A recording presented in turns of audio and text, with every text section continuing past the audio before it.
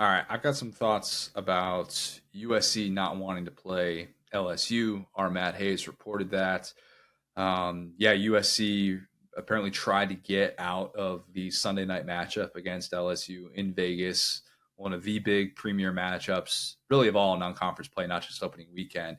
And according to multiple sources that Matt discussed this with, Lincoln Riley didn't want this game. Didn't want it. For anyone that thinks Matt might have a axe to grind with Lincoln Riley or USC. That is not the case. It is quite the opposite. I was texting with Matt about this, and he has a pretty good relationship with Lincoln. Don't know how this is going to impact it. I wouldn't say it's going to help things, but yeah, those two are not necessarily on bad terms or anything like that. So you can kind of move that from your thought process if you were going there. I don't know that Matt's going to be going to USC and getting the Josh Pate red carpet rollout, but yeah, this is significant and relevant on a few different levels.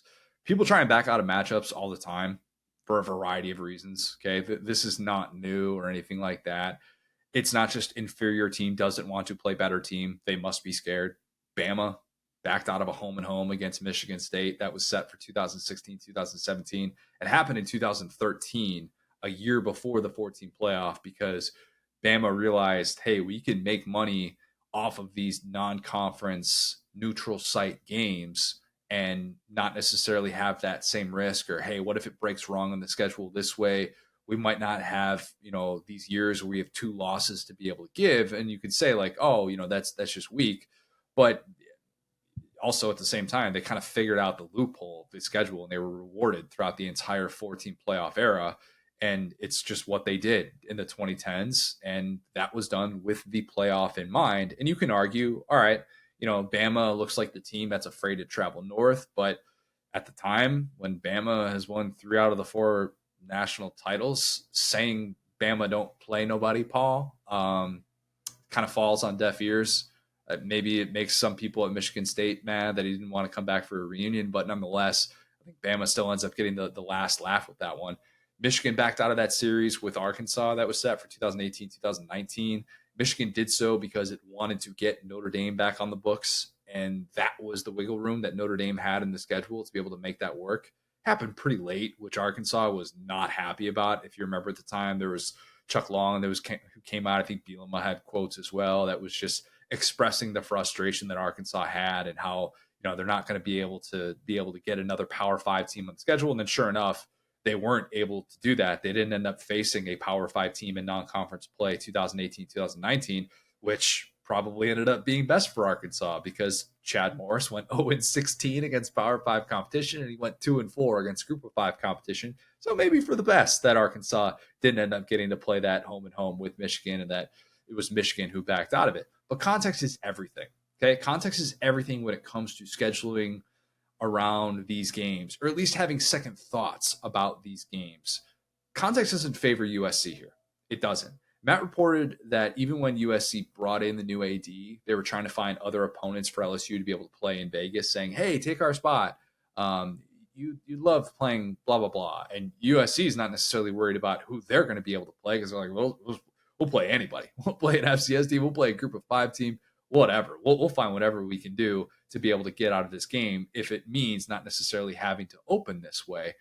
Backing out of a neutral site game, a little bit different than backing out of a home and home.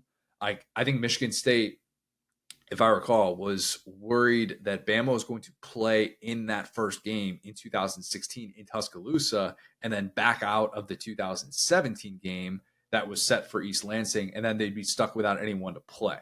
And there's always this kind of weird fear that it's going to work out like that if the team on the other end of the contract with the home and home, the team that isn't necessarily trying to back out, if they reject, there's always going to be this, oh man, we could just get kind of screwed here and get paid a few $1,000,000 and told to just be happy with it and be on our way. But because athletic directors are so obsessed with scheduling matchups years and years and years in advance, sometimes decades in advance, you do kind of have to combat that. With USC, though, Hayes reported that Fox wasn't crazy about USC's first Big Ten game being on ESPN ABC. I don't know. Take that for what it is. I don't know how much USC's like, oh gosh, we're going to be in bad standing with them if we don't do this right. And they're going to be, like they're not necessarily worried about that. There's a reason why the Big Ten pushed for USC to be able to be a part of this conference in large part because of that market in LA.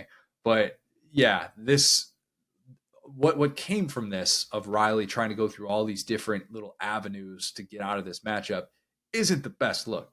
Riley and Kelly even share an agent, Trace Armstrong, and Riley tried to get him to be peacemaker, and Brian Kelly just wouldn't budge. No, we're not. Sorry, you guys are locked in. The Big Ten schedule for USC is brutally tough this year, which is why the over/under is sitting there at 7.5 wins. Okay, but this actually predates the schedule release. Maybe there was some anticipation with that. Maybe it didn't really sit well with Lincoln Riley that they've got 11 Power 5 games this year. Core 4, that's what we're calling it, plus all that travel. They're not in position to back out of the Notre Dame game just yet. I don't know why. They're still holding on to that. Maybe they shouldn't. Maybe that's not a very purist thing to say of me, especially after what we were saying earlier about that matchup. But LSU was the only game that they could back out of just to make that schedule a little bit lighter. Can't back out of any of these conference games. Doesn't really make sense to back out of the Utah State game. That's the easy one. You want more games like Utah State on the schedule. But some might be wondering, well, why schedule it in the first place? Before Lincoln Riley was at USC, and it was before USC was in the Big Ten. And I think if we're being honest, a ton of coaches would have tried doing what Lincoln Riley did. Maybe they would have kept it under wraps better than Lincoln Riley was able to do, but it released, and that's just life. I also think that when you're the coach that left Oklahoma instead of sticking around to join the SEC, a move that you knew was going to be happening because you left after that agreement was already made, that's going to hang over you. It just is. And it probably doesn't send the best message to the locker room. And it sort of debunks any belief you might puff your chest out and say about, oh, we'll play anybody anywhere. We don't care. I disagree. Very much disagree. Riley is not he is not Nick Saban. We know that. And he's not Michigan pivoting to add an even tougher game to its schedule. He's the guy that many have said, at least many Oklahoma fans will tell you, that he was boosted by the program that Bob Stoops built. And he was boosted by the time that he coached in the Big 12. Didn't necessarily have a whole lot of defense that were slowing down the big, bad Oklahoma offense run by Lincoln Riley. Just didn't. I don't know that he'll shake that whole stigma anytime soon. It's this little lingering cloud that just kind of hovers over him everywhere he goes. But as we outlined with chaos scenarios, it would be very chaotic if his new defensive coordinator, Danton Lynn, kind of stepped in and gave USC an actual defense. We acknowledge that that possibility at least exists. I do believe, though, at this point, entering year 8 as a head coach, Lincoln Riley is going to get cooked when stuff like this comes out, perhaps even worse than when he cooked that brisket.